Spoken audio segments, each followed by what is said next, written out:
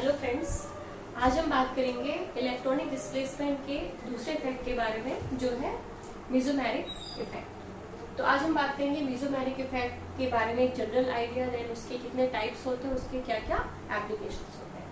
तो सबसे पहले जो मेसोमेरिक इफेक्ट है इसको हम शो करते हैं सिंबल एम के थ्रू, इसको हम शो करते हैं। और ये एक ऐसा इफेक्ट है जो हर वक्त मॉलिक्यूल में प्रेजेंट रहता है, मतलब ये एक परमानेंट इफेक्ट है।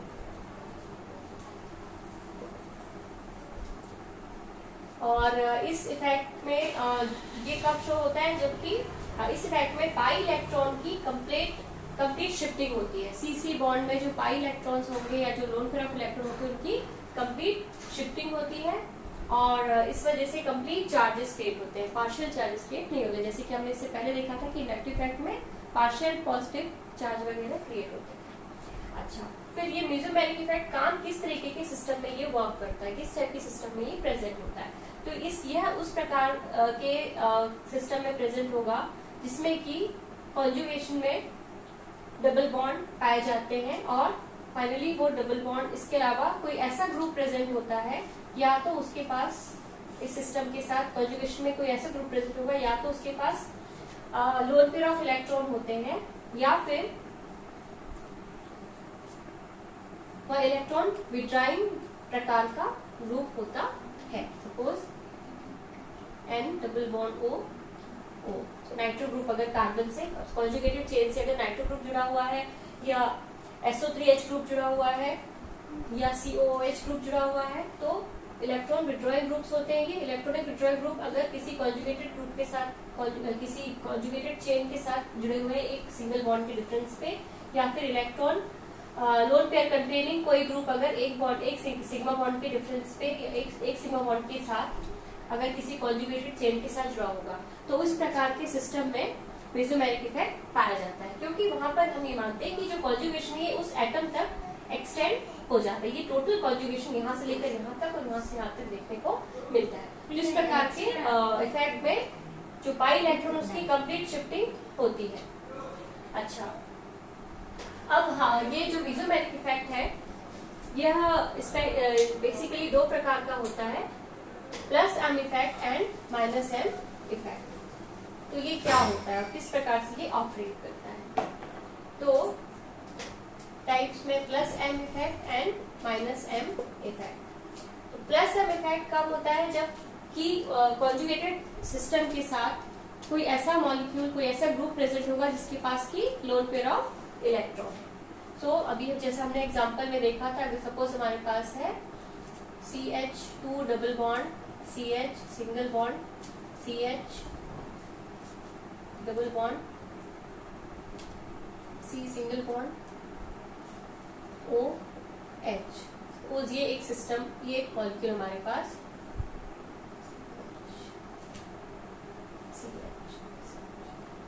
अब इस सिस्टम में क्या होगा, ये जो O के लोन पेयर ऑफ इलेक्ट्रॉन है ये इस बॉन्ड की तरफ यहाँ शिफ्ट हो जाएंगे, ये इलेक्ट्रॉन यहाँ, और ये इलेक्ट्रॉन फाइनली इस कार्बन पर।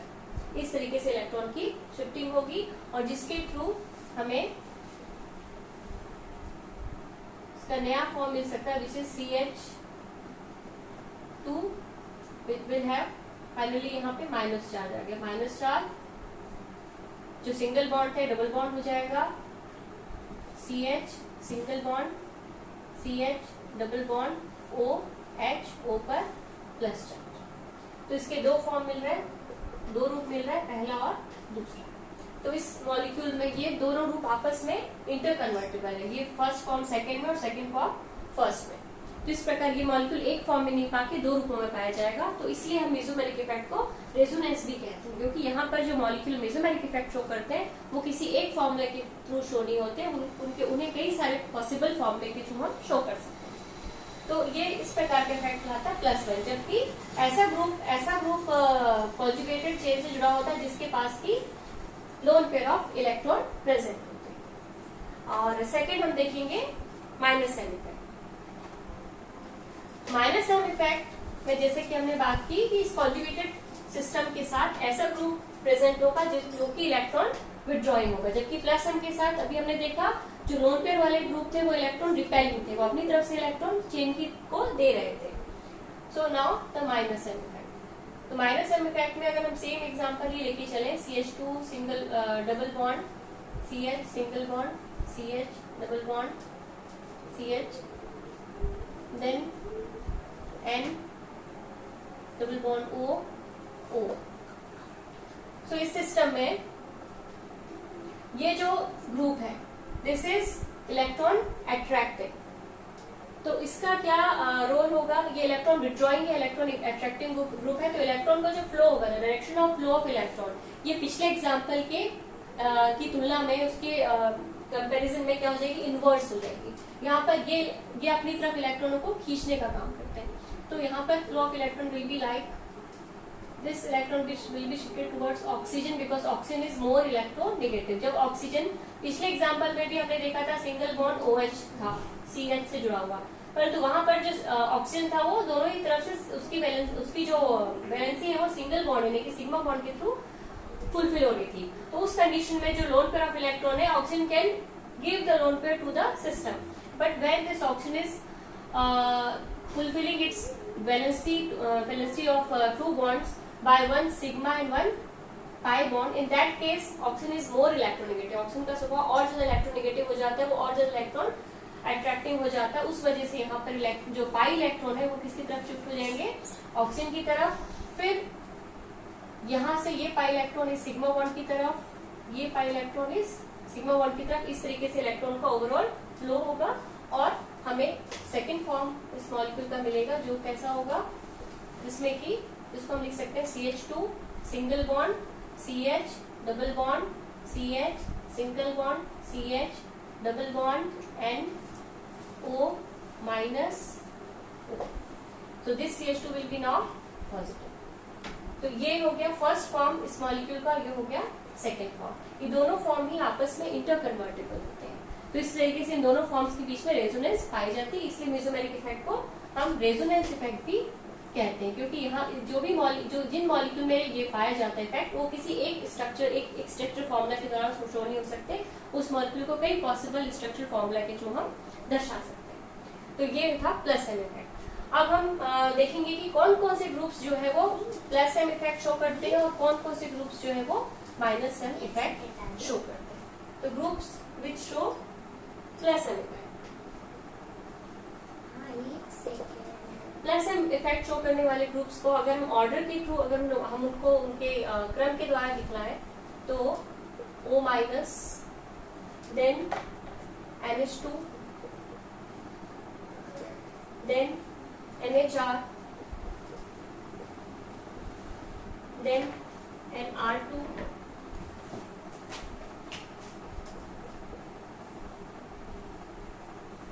then SH, then OH, then OR, then NH, COR, then OCOR, then PH यानी कि phenyl group, then CH double bond CH2, then F, then Cl, then Br, I, then N double bond O। इस तरीके से this is the order of different groups which show plus M effect। उनका order this is the group which shows most plus M effect and this is the group which shows least plus M effect। Similarly, we will see which groups will show minus M effect।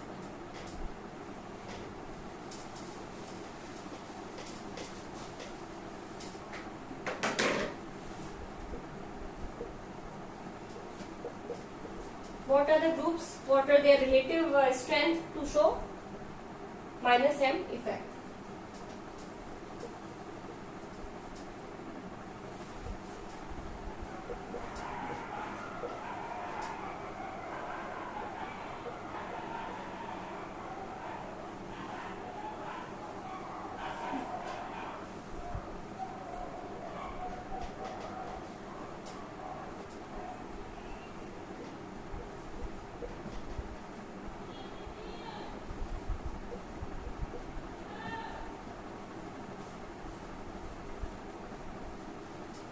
here this group R3N plus will have the maximum minus M effect, and COO minus will have the minimum minus M effect. So this is the relative order of different groups to show minus M and plus M effect.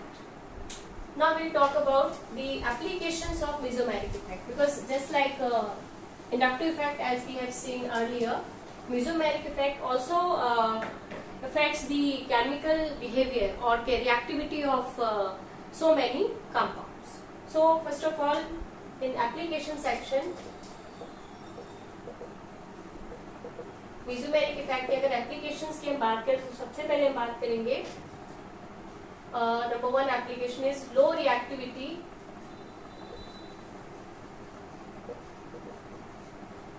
of vinyl halides, whether it is chloride or bromide, any kind of. So if we take vinyl chloride, low reactivity of vinyl chloride. So what is the formula of vinyl chloride? It is CH2 double bond CHCl. So it is, if we compare this with any its parent saturated molecule, that will be CH3 CH2 Cl.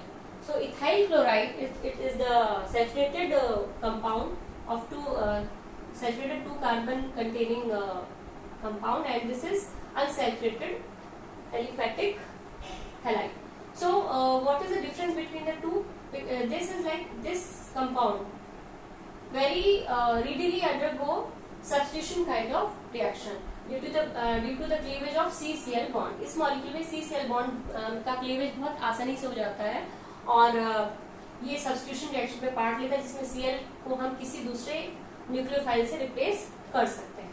क्यों ऐसा होता है? क्योंकि यहाँ पर Cl हमें पता है Cl की इलेक्ट्रोनेगेटिविटी ज्यादा होती है, जिस वजह से इसके ऊपर पार्शियल माइनस, इस पर पार्शियल प्लस आ जाता है, मतलब ये बॉन्ड पोलर हो जाता है, और पोलर होने की वजह से न्यूक्लियोफिलिक अटैक इस पर आसानी से होता है और इजीली ये रिप्लेस होकर सब्स्टिट्यूशन रिएक्शन शो करता है. परंतु विनाइल क्लोराइड के साथ ऐसा बिल्कुल भी नहीं होता है, ये सब्स्टिट्यूशन रिएक्शन शो नहीं करता नॉर्मल कंडीशन में. तो ऐसा क्यों होता है? तो इसका आंसर है मेसोमेरिक इफेक्ट. व्हाई? बिकॉज ये कार्बन सॉरी जो Cl है इसके ऊपर क्या पाए जाते हैं? लोन पेयर ऑफ इलेक्ट्रॉन पाए जाते हैं, और इसकी वजह से ये सिस्टम के साथ कॉन्जुगेशन में आ जाता है और ये इलेक्ट्रॉन का फ्लो इस प्रकार से हो सकता है इसको. इसकी वजह से इसका सेकेंड फॉर्म हमें मिलता है जो कि है CH2 single bond CH2 will have minus charge and double bond Cl with plus charge. So there are two structures of this compound. So because of this structure, हम ये कह सकते हैं कि जो CCl बॉन्ड है, जो C और Cl के बीच का बॉन्ड है विनाइल क्लोराइड का, ये नॉर्मल सिंगल बॉन्ड नहीं होकर इसमें सिंगल बॉन्ड और डबल बॉन्ड दोनों की कैरेक्टरिस्टिक्स होती है, और जो CCl बॉन्ड डिस्टेंस है ये क्या हो जाता है? काफी हद तक रिड्यूस हो जाता है, और इसका मतलब इसमें सिग्मा, एक नॉर्मल CCl सिग्मा बॉन्ड की तुलना में क्या होता है? बॉन्ड डिस्टेंस काफी इसकी कम हो जाती है because of these two structure. यहाँ पे क्या डबल बॉन्ड है, यहाँ पर सिंगल बॉन्ड है, तो ये 1.5 टाइप का बॉन्ड कैरेक्टर्स में आ जाता है, या पार्शियल पाई बॉन्ड कैरेक्टर भी इसमें इंट्रोड्यूस हो जाता है. इस वजह से बॉन्ड डिस्टेंस इसकी कम हो जाती है. बॉन्ड डिस्टेंस कम हो जाने पर ये बॉन्ड बहुत ज्यादा स्ट्रांग हो जाता है, और इस वजह से ये नॉर्मल सब्स्टिट्यूशन रिएक्शन की तरह इसमें CCl बॉन्ड का क्लीवेज नहीं होता है और सब्स्टिट्यूशन रिएक्शंस इसमें नहीं होती. इस वजह से विनाइल क्लोराइड में इसकी रिएक्टिविटी क्या हो जाती है? कम हो जाती है. तो this is because of mesomeric effect. Next application हम देखेंगे सॉरी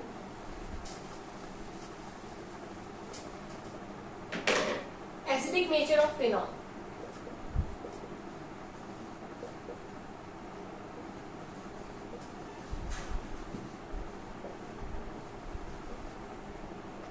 तो फिनॉल्स हम सभी को पता, उसका फॉर्मूला होता है C6H5OH, और अगर हम देखें तो समवेयर ये हम इनको अल्कोहल के साथ ही रखते हैं. अल्कोहल का फॉर्मूला है ROH एंड फिनॉल का फॉर्मूला है C6H5OH. परंतु अल्कोहल में हम देखते हैं इनका एसिडिक नेचर बिल्कुल भी नहीं होता है, ये बिल्कुल भी एसिडिक नेचर शो नहीं करते। उसकी तुलना में जो फिनॉल होते हैं इनका नेचर एसिडिक होता है। अगर हम लिटमस टेस्ट करें तो ये ब्लू लिटमस को पिंक कर देते हैं, जबकि अल्कोहल ऐसा बिल्कुल भी नहीं करते हैं। तो ऐसा क्यों है, इसका क्या कारण है?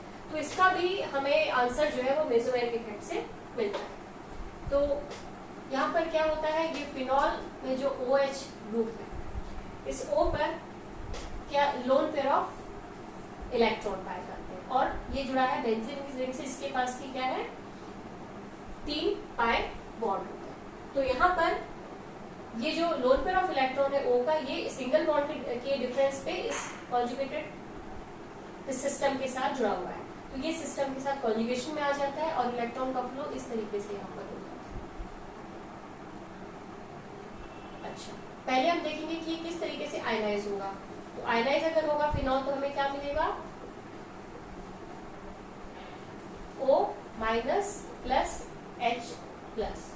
अब अगर ये H प्लस H जो H प्लस आयंस है, ये अगर सॉल्यूशन में ज्यादा समय तक स्टेबल बने रहे तो ही फिनॉल एसिडिक स्ट्रेंथ शो करेगा। और उसको स्टेबल बने रहने के लिए ये जो फिनॉक्साइड आयन हमें मिला है इसको स्टेबलाइज होना चाहिए। तो रियल में फिनॉक्साइड आयन स्टेबलाइज हो जाता है बिकॉज ऑफ मेसोमेरिक इफेक्ट। तो वो क्यों किस प्रकार स्टेबलाइज हो जाता है, तो देखिए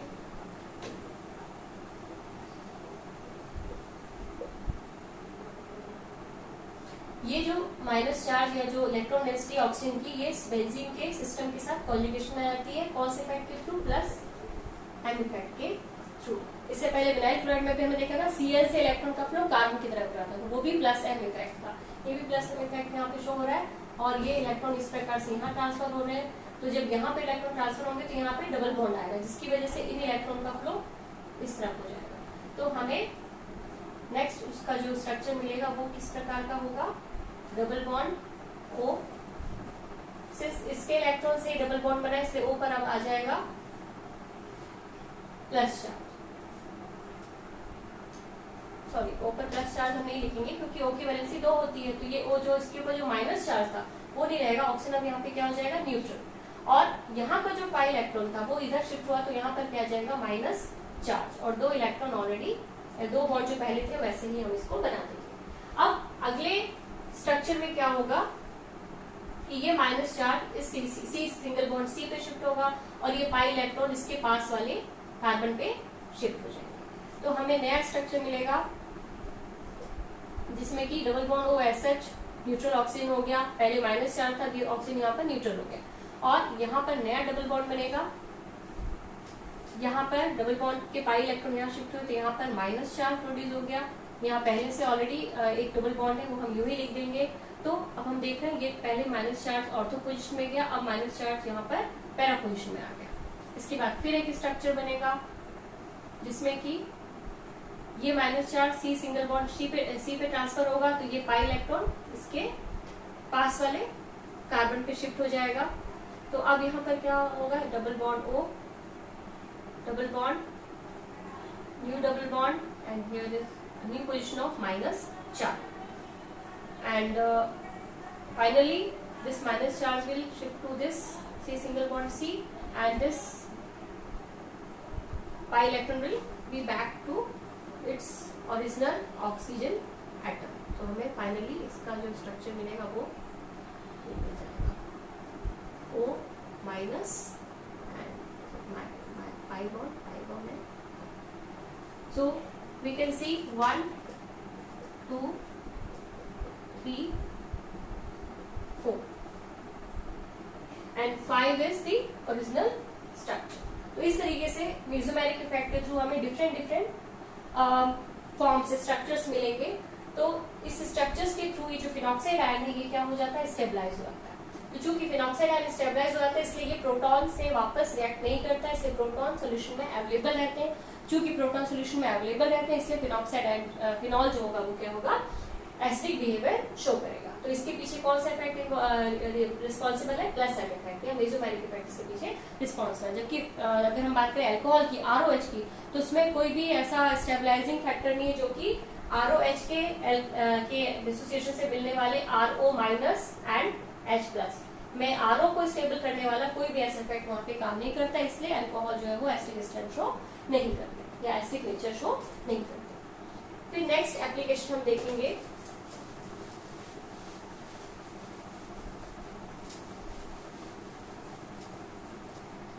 वो है low basicity of aniline as compare to amines. Low basicity of aniline as compare to amines. तो हमें पता है अमाइन्स क्या होते हैं, RNH2। अमोनिया से हाइड के, अभी जैसे हमने पहले भी देखा था, अमोनिया के हाइड्रोजन को अगर हम एल्काइल ग्रुप से रिप्लेस करते हैं तो बनते हैं एमाइन्स। एंड एनिलीन क्या होता है, C6H5 NH2, this is aniline.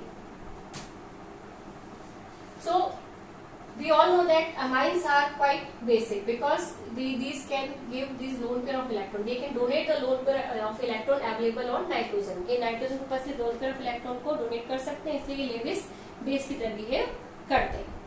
और वैसा ही स्ट्रक्चर हमें दिख रहा है एनिलीन का, इसमें भी R की जगह हम देख रहे हैं C6H5 ग्रुप है। तो दोनों के स्ट्रक्चर लगभग समान है, लेकिन ये बेसिक बहुत कम होता है, लो बेसिक होता है, जबकि ये कंपैरेटिवली ज्यादा बेसिक होता है। तो ऐसा क्यों? तो इसके पीछे ये रीजन है, again plus M effect. Plus M effect is responsible for this behaviour of aniline. यहाँ पर नाइट्रोजन पे जो लोन पेयर ऑफ इलेक्ट्रॉन है, बेंजीन इनके साथ कॉन्जुगेशन में चला जाता है, कार्बन की तरफ इसका फ्लो होने लगता है, जिससे कि लोन पेयर ऑफ इलेक्ट्रॉन की अवेलेबिलिटी नाइट्रोजन पे नहीं रहती है, और इस वजह से ये बेसिक बिहेवियर शो नहीं करता। तो देखिए इसमें किस प्रकार से होगा, अगेन इस तरीके से इलेक्ट्रॉन का फ्लो हुआ, यहाँ डबल बॉन्ड बन जाएगा, तो फिर ये एडजेसेंट डबल बॉन्ड जो है वो पास के कार्बन पे शिफ्ट हो जाएगा, और इस तरीके से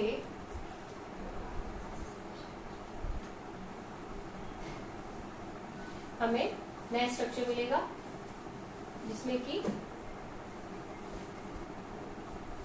डबल बॉन्ड NH2, यहाँ पे N की वैलेंसी कितनी होगी, 1 2 3 4, 4 बॉन्ड हो गए। नाइट्रोजन के इलेक्ट्रॉन से ही पाई बॉन्ड बन रहा है, N पे आ जाएगा प्लस चार्ज, और ये पाई बॉन्ड इस कार्बन में शिफ्ट हो जाएंगे, तो यहाँ पे आ जाएगा माइनस चार्ज, और 2 पाई बॉन्ड ऑलरेडी है इसमें।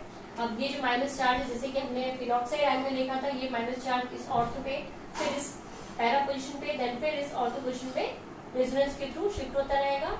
और इस नाइट्रोजन पे इस तरीके से देख रहे हैं कि इलेक्ट्रॉन डेंसिटी जो है वो, इलेक्ट्रॉन पेयर जो है अवेलेबल नहीं है, वो पूरी रिंग में डीलोकलाइज हो गया। बिकॉज ऑफ दिस यहाँ पे जो एनिलीन है उसमें नाइट्रोजन जो है वो इलेक्ट्रॉन डोनेट करने के लिए कैपेबल नहीं होता, और इसलिए इसकी बेसिक स्ट्रेंथ जो होगी वो कम होगी, क्योंकि एक ही स्ट्रक्चर ऐसा है जिसमें कि नाइट्रोजन पे लोन पेयर ऑफ इलेक्ट्रॉन, बाकी के 3 स्ट्रक्चर पे इसमें क्या पाया जाएगा, नाइट्रोजन पे प्लस चार्ज, तो इसलिए इसकी बेसिक स्ट्रेंथ बहुत ही कम हो जाती है as compare to as compare to primary M. तो इस तरीके से आज हमने देखे एप्लीकेशंस ऑफ मेसोमेरिक इफेक्ट, और इसके अलावा हमने देखा मेसोमेरिक इफेक्ट कितने प्रकार के होते हैं, मेसोमेरिक इफेक्ट किसे कहते हैं। तो थैंक यू।